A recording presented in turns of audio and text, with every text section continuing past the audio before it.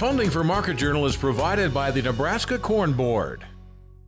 Growing more with less is the mantra of Nebraska's corn farmers, and they're using incredible technology to do it. Soil moisture monitors let them know when their crop needs water and how much. GPS systems eliminate overlaps in the field, saving fuel and money. New hybrids reduce the use of pesticides and increase yields. When you're talking new technology and innovation, Nebraska corn farmers are all ears. Nebraska's family corn farmers, sustaining innovation.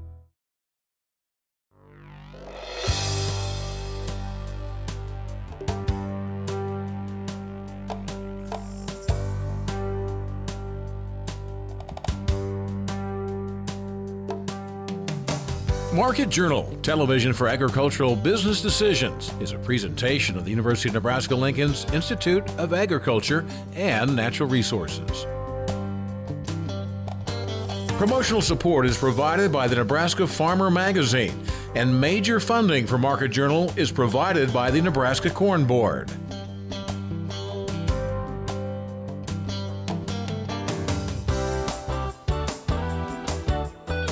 Welcome to this week's edition of Market Journal. I'm Jeff Wilkerson. On this episode, Frayne Olson dissects the USDA's November crop report. Dermot Hayes analyzes details of the Trans-Pacific Partnership. Kate Brooks looks at cattle markets. And Alan Featherstone talks about characteristics of boom and bust cycles in agriculture as we show you interviews from the 2015 four-state crop insurance workshop in Grand Island. North Dakota State Extension economist Frayne Olson is our market analyst this week. The USDA believes the country's growers are harvesting a record soybean crop this year and the third largest corn crop in history. The agency's November crop report released Tuesday made increases to average yields and overall production in both corn and soybeans. Nebraska farmers, meanwhile, are expected to set new records for the state in corn and soybean production as well as average yields for both crops. We talked with Frayne Thursday morning and started by asking for his thoughts on the latest round of crop estimates and supply and demand numbers.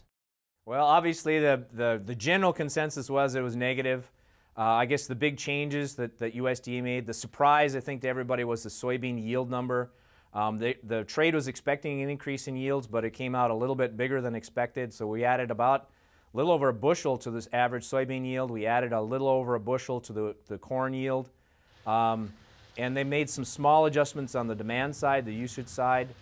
For corn, we actually took total usage down. They trimmed the ethanol number, they trimmed the exports number, slight increase in feed. On the soybean side, again, we took yields up pretty significantly. They did increase the expectations for crushing demand as well as exports, but not nearly as much as we increased the production. So in general, the report was negative. As you mentioned, the USDA lowered that ethanol number by 75 million bushels. Can you explain more about why they did that? Well, I think there's two things going on. Number one, we've got lower gas prices, and so as a result, ethanol prices need to stay in a price relationship to gasoline. And again, that's going to put some profit pressures on the ethanol industry. We're also seeing some substitution for sorghum into the ethanol sector that's bumping some of the corn numbers. So, you know, with the lower prices, the ethanol industry is really hoping for people driving more, getting more mileage, driving more miles, using up some more gasoline, of course blended with ethanol. There is a potential for some increased export demand on the ethanol side. We've seen a little bit of that occurring already. But again, given the high value of the dollar, that's going to be a pretty tough deal to do. Well, it also made reductions in corn exports. What are the things playing in there? On the corn export side, again, some of that I think is strong competition we've had on the world stage. We're also seeing a pretty good export pace for DDGs, which again is a substitute for corn in the world market. And then finally is just the world economy is slowing down a bit. I mean, we've been struggling on the demand side to be able to sell our products. China is talking about making some changes in their domestic policy to take some of their grain out of the government-owned reserves, again filling the market domestically in China with more domestic corn, and with that then it's less demand on the international market for U.S. corn. So there's several headwinds going in the exports area. If you look at the weakness in exports, you go over to wheat. They lowered that by 50 million bushels to 800 million bushels. How low is that? Well, we haven't seen those. We have to go back to 1971 to find numbers that are actually lower than that, and that's again pre-Russian wheat deal. So it's been a long time since we've had this low export expectations for wheat. Again, the big headwinds that we've got in the export market, large world supplies, strong U.S. dollar, which again makes our grain very expensive internationally. And in particular, the Black Sea region, both Ukraine and Russia, have been really, really the low bid pricing system in the world market. So they've been able to steal a lot of the market share from the U.S. How negatively did the markets react to these overall numbers? Well, we essentially went down on the futures market. We went down and touched the levels that we saw in mid-August. And fortunately, those levels held. It looks that at least towards the end of the week now, we're getting a slight rebound, which in my view is a strong indicator that, you know what, the buyers in the world market and domestically feel that these price levels are a good buy. They're trying to come in and buy at these levels, but again, farmers are holding really tight, and so we're seeing some of the basis levels start to improve. So it's now a waiting game. It's kind of a game of chicken between the buyers and the farmers on when they need to sell. When we talked in September, Frayne, you thought that it was going to be a tough go for corn and soybeans during harvest. Now that we're through and we look at those magical levels of $4 and $9 for corn and soybeans, how long do you think it takes us to get back to those numbers? I'm afraid it's going to take a while, given the new information we got from USDA, and again, the market's going to digest all that and kind of sets the expectations. It's going to have to be something pretty substantial in order to start lifting prices. So my expectation, my best guess, is that we're going to see these relatively low levels bouncing around in a fairly narrow trading range, really until, I'm guessing, until mid-January. And unless there's some really problems or challenges in finishing up the South American soybean plantings. If there ends up to be some weather problems, that could spark things. But we really need to get into January before the South American crop is developing enough that we start getting into more of a weather market based on South American production. Next week, Roy Smith will join us to look at corn and soybean markets.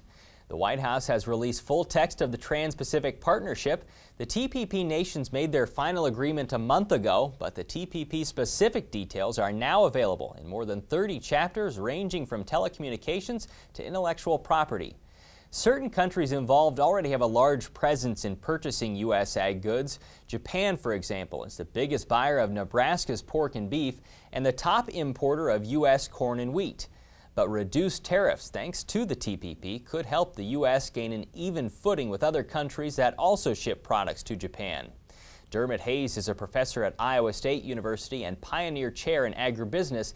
He joined us Wednesday to look at how the Trans-Pacific Partnership could impact agriculture. There are 12 countries involved, and they've all agreed to essentially reduce or eliminate duties on agricultural products over a period as long as 15 years.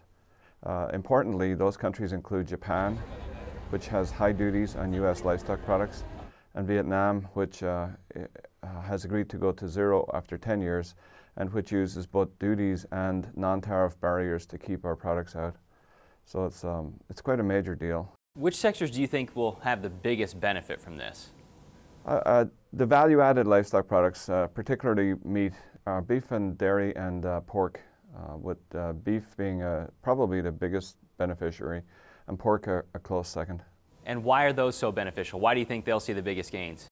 Japan has duties of 38.5% on beef, and they're coming down to 9%. And at 9%, their domestic beef industry is just not competitive with ours. They import their hay, their corn, their soybean meal, and that importation adds so much to their costs that they cannot compete with a 9% duty. There are some very specialized beef producers in Japan who produce a very high-end product that isn't really sensitive to price, and they'll continue to prosper, but the beef they produce for the mass market is just not going to be competitive. And we can get chilled beef into Japanese retail stores, and so that's quite a deal. In Vietnam, there's not a lot of wealth there to buy corn-fed beef, but they do like the parts of the animals that the American consumer does not like, and they'll pay a premium for ears, feet, tongue, and intestines, and in that sense, we're accessing a 90 million person market of consumers who will actually complement the U.S. consumer. We'll be able to keep the cost of producing pork tenderloin or beef tenderloin for the U.S. consumer down by selling other parts of the animal at a premium. You recently spoke to the House Ag Committee in Washington, D.C. about the need to enforce trade deals like this. Why is that so important? Well, we've signed other deals of this type, and most countries just tell their staff, their attorneys, to make sure that we do not violate the agreement. But there are certain countries, Turkey, China, India, that have a habit of signing deals and then not paying attention to them. And those countries, they've provided more support to agriculture than they promised. And my point to the House Committee was that you're probably going to need agriculture to support this deal if you're going to get it through the U.S. House and Senate. And farmers need to be sure that the commitments made on the deals are actually implemented. Now, the countries with whom we're conducting this TPP are all rule of law countries, and to the best of my knowledge, they have in the past policed the trade arrangements and stuck to the letter of the law. But there is concern that if we don't keep an eye on things, then countries will just sign these deals, take the benefit, and not implement their own more painful regulatory changes. Would one of those concerns be those snapbacks in Japan, that they could revert back to old levels if a certain number or a certain amount of volume comes in under beef? Yes, we have in the past experienced that, and the logic there is that there could be a set of conditions, let's say very cheap U.S. beef prices and a very inexpensive dollar, and suddenly you get this surge of beef in Japan. And it's kind of common in these arrangements to say, well, we're going to limit the growth year over year to like 20% or 30%, and that's part of this arrangement, and it does help stabilize markets and give some sense of peace to the people on the other side who are concerned about just a wall of U.S. beef or a huge quantity of pork entering in a particular year and crashing their market. How long do you think it'll take Congress to act on this? I've been told that it could happen this spring, more likely after the elections with the lame duck session. Do you think they'll pass it? We've never turned down one of these deals yet, and there are other deals where negotiations are almost complete, and in particular Europe is negotiating a free trade agreement with both Japan and Vietnam. And we cannot let Europe have preferential access as compared to us, because what happens is that Europe would have a 9% duty on beef going into Japan, and we'd still be paying 38%. So these bilateral agreements are viral in the sense that one country gets one and then the other country needs it just to keep their own access. And right now the pork industry in Europe is very, very concerned about TPP. They anticipate they'll lose 2/3 of their market unless they can get similar access. But to do that, they need to have their own arrangements, and they're pushing frantically to have those in place by the time ours is in place. And of course, if we back out of ours, then they could have preferential access. And that's exactly why we signed a free trade agreement with South Korea a few years ago. Europe was just taking our market share away, and we needed to respond. If you're interested in reading the full text of the Trans-Pacific Partnership, it is available online. We'll link to that on the Market Journal homepage. We also have a look at cattle markets this week with Nebraska Extension livestock economist Kate Brooks. U.S. beef and veal exports for September plunged nearly 25% from September 2014. Data released last week showed each of the top 11 foreign buyers were lower than a year ago, with big drops at the top. Shipments to Japan were 36% lower, and exports to Mexico were down 25%. U.S. cattle markets were showing signs of a rebound, but that turned at the end of October. We started there when we talked with Kate Wednesday at the 4-State Crop Insurance Workshop in Grand Island. You know, I think some of this right now is just some technical selling, some technical things. We haven't had any new fundamental things going into the market. Part of it maybe, you know, we did run up prices last year. Some of it's just trying to find our footing here and see where, you know, that bottom is. Where do you think prices go from here as we close out 2015? You know, there's a lot of things still going on in the market, you know, waiting for the demand side, retail side, wholesale prices, the fed cattle market, you know, just hasn't had any strength You know, when we look at the feeder cattle, how many still continue to go to the market, there's still a lot of demand for those feeder calves. You know, so we could still see some upswing in the market here to the end of 2015, but, you know, as we go into 16, you know, I don't think we'll continue to see those upswing possibilities. Let's talk about supply and demand. First on supply, what do you think we might see as far as herd expansion when that first inventory rolls around in 2016? You know, we've seen aggressive herd inventory, trying to increase the inventory. You know, we go back to the January 1, 15 report, we showed expansion through the second half of 14. We know here in 15, you know, heifer slaughter numbers compared to steer slaughter numbers have been down. Heifers going into feedlots have been down. So a lot of cow numbers going to slaughter have been down. So from what we're looking at, it looks like there's some aggressive expansion going on rapidly right now. Is that expansion across the country? Does it hold through all states? I think we'll see, you know, a lot of those, at least the big cow-calf states still continuing to grow. You know, Oklahoma, Texas still have a ways to go. You know, they've had really good pastures this year. Up until recently, they've had some drought type issues creeping back up, but we've had a lot better conditions in 15. Okay, let's talk about demand, and we should probably split it into domestic and foreign demand. Let's start with domestic. How do you feel domestic demand is? You know, we've continued to see good demand even with these record high retail prices. You know, as we go through 15, you know, this second quarter or fourth quarter, as we're looking here, you know, retailers are seeing those cheaper box beef prices, cheaper retail prices, gives them an incentive to maybe start, you know, promoting some of those beef products going on. As we flip side to the export market, we're down in exports, right? We've had the higher dollars, we've got the US dollar strengthening, continue to strengthen, and so we've just seen a decline in our exports this year, especially compared to 14. That pushes more inventory back into the U.S. that we have to try and, you know, absorb in the U.S. market. How are these things affecting margins, first in the feedlot? You know, the feedlot margin's the one that's, you know, had the tight squeeze here. We had that backup of cattle a month or so ago, and prices, that's when we really started seeing those prices slide down. And that's where we saw, you know, even further negatives for the feedlot industry. You know, as we continue forward, they are able to buy maybe some cheaper calves now as feeder calf prices have come down. But, you know, right now we're still continuing to see those negative declines for the feedlot industry. What about for the cow-calf producer? You know, it's nowhere near 14 profitability potential, but as we look at 15, you know, we're still at record high prices. And so there's still a lot of potential for some of those profits here through 15.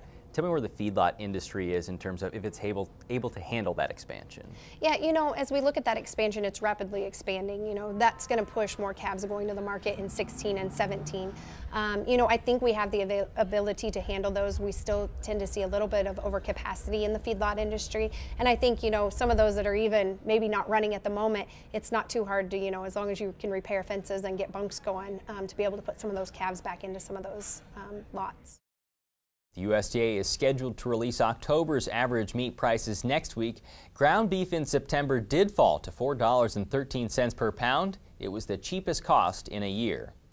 The opening speaker at this year's four-state crop insurance workshop in Grand Island was Alan Featherstone from Kansas State. Alan is the department head of ag economics at KSU and explained how financial lessons from the 1970s and 1980s could help producers weather potentially tougher times ahead. We started by asking Alan what led to the boom and bust cycle experienced during that period. In terms of going back and looking at some farm records from Kansas back into the 1979, 80, 81 period, there were really two things that led to the boom-bust cycle, and in some respects, both of those hit their income statement at the same time. The first thing that occurred was essentially an increase in interest rates. That increase in interest rates basically hit the farmer's income statement by increased interest payments, increased debt that basically increased the amount of income going to the interest payment side of their income statement by 65%. The other thing that happened is we ended up with a strong dollar, and that ended up depressing prices further, and so the value of farm production dropped by 15%. Those two together ended up causing a situation that we were really quite good in the 1970s, where we had a lot of excess repayment capacity, to a situation where farmers couldn't pay their bills, and then that ultimately led to the decline in land values of, in parts of the country, 50–60%, that again just exacerbated those problems. How similar are the characteristics or the situations today? In terms of the situations today, on the interest side, a 65% increase The last year, the average Kansas farmer ended up paying $19,000 in interest payments. And so if that would increase by 65%, it would go up to $31,000. Certainly that would hit their balance sheet and income statement, but not significantly. Probably what's more concerning, and we're beginning to see a little bit of this with the strong dollar, is the fact that crop prices are becoming depressed. And if you look at where prices are now, they're about the same level that we were receiving in 2007, 8, and 9. I want to talk about one of the things you said today. It was loans perform for a while. Tell me what that means. Yeah, essentially, if you look back at what happened in the financial crisis there, the average farm loan that ended up going bankrupt performed for about 6 years before it just was to the point where the bank said no more. And so what that means is that loans that they're making today did not default a year from now. And so they were still making pretty good decisions. It's those that ended up being made kind of leading up to the top of the land market that were most critical, and those were the ones that ended up defaulting. And so it's likely not going to be the loans that are being made today simply because bankers become more conservative. It's those that they made in the better times that didn't have as much margin as they needed to perform. How much is a problem? How much default? What percent? In terms of back in the 1970s, studying a lender, it ended up being 11% of the loans they made at the worst time they could be making loans ended up defaulting. Others ended up being worked out through the situation, but I think it's important to realize that most of economics works on the margin, and the land market is a very thin market. In Nebraska, you're probably looking at 2 to 3% of the land trading per year. And so if all of a sudden there was 4% of the land on the market, that would be a huge amount of land to work through the system. And then at the same time, there's some factors there that if interest rates increased, you may see more individuals shifting out of land and moving into CDs that could also put more supply of land. And so the agricultural land market can get out of disequilibrium fairly quickly, causing some fairly substantial decreases in price. So with those concerns in agriculture now about how much money people are going to have if they're just trying to minimize losses, is there one force going forward that pushes us from safety into danger or vice versa? In terms of, I think a lot of it is going to be managing cash flow, trying to look at your expenses and see if, again, you can reduce some of those costs.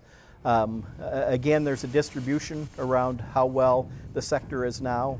We've heard reports in Kansas where certain lenders are not going to provide operating for the 2016 year unless there's kind of some financial work and financial plan looking at in terms of how that's going to be paid off. And so there is going to be a subset of farmers, at least in Kansas, that potentially are going to have difficulties in 2016 arranging financing to put in some of their crop without making some major adjustments on their balance sheet, either through working their debt structure, maybe pushing that a little bit more on the long-term side, or some of them may actually have to look at potentially selling some assets in order to pay off some of that debt that they've accumulated. Next week, we'll take a look at the current financial situation in Nebraska with Tina Barrett from Nebraska Farm Business, Inc. Now, with this week's weather forecast, here's Nebraska Extension state climatologist Al Dutcher. Well, folks, here again for the weekly forecast. Of course, during this last week, we had a big storm that moved through the center part of the country. We kind of hinted at that last week when we gave the forecast that there was an event coming out that would bring a little bit of snow to the Panhandle and possibly farther eastward. That storm just continued to intensify in the models as we got closer to the event. Overall, we ended up with some very strong winds across the state, anywhere from 35 to upwards of 60-mile-an-hour gusts. Severe thunderstorms in eastern Nebraska. We had blizzard-like conditions in southwest Nebraska, and snowfall all the way into central Nebraska. Unfortunately, extreme south central and southeast Nebraska once again missed out on most of the major precipitation. And from what we can see, the heaviest snowfall totals that have come out so far were essentially just to the southeast of Madrid, where we had anywhere from 4 to 6 inches at a couple of any rain observers reported in terms of total snowfall. So this was the first real significant snowfall of the year for a broad area of western Nebraska. Hint is that there is another one that looks like it's coming down the pipeline as we go into next week that has a potential, once again, generate some significant snowfall across portions of Nebraska. So let's take a look at the upper air models. First thing I'll draw your attention to is that we do have a ridging in place, so we should see a fairly nice day today. Temperatures seasonal to slightly above normal in terms of temperatures. Don't think we'll see much in the way of any cloud cover as we are under high pressure aloft. But as we get into tomorrow, we will start to see a system starting to approach the western United States and rapidly starting to move inland. There is a piece of energy that's ejecting out of this lead trough that is expected to just pass to the south of the state, particularly during the overnight hours Sunday into Monday morning. That may actually clip extreme southeastern Nebraska with a few light precipitation echoes in the form of drizzle or light rainfall, but not expecting anything major out of this first system. But as we get into Monday, we'll start to see the system really intensify.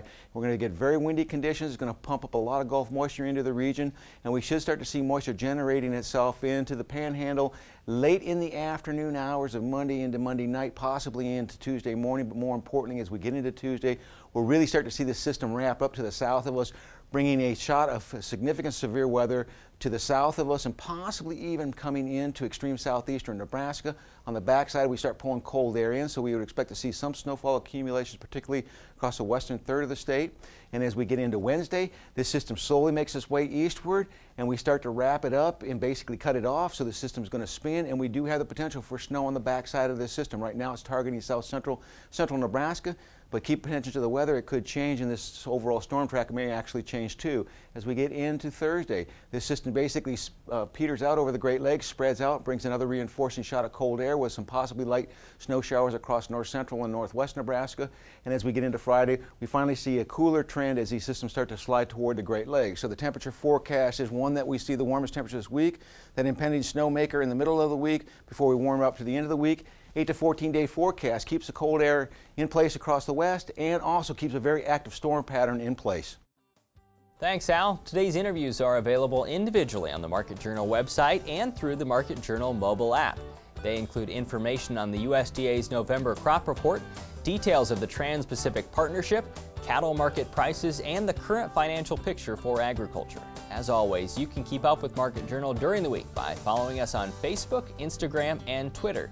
Next week, Roy Smith will analyze corn and soybean markets, and Art Barnaby from Kansas State will talk about potential cuts to crop insurance. Until then, thanks for watching. I'm Jeff Wilkerson. We'll see you next week.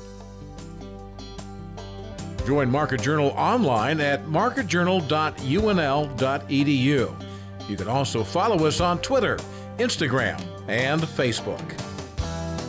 Promotional support is provided by the Nebraska Farmer Magazine, and major funding for Market Journal is provided by the Nebraska Corn Board. Market Journal is produced by the University of Nebraska-Lincoln's Institute of Agriculture and Natural Resources.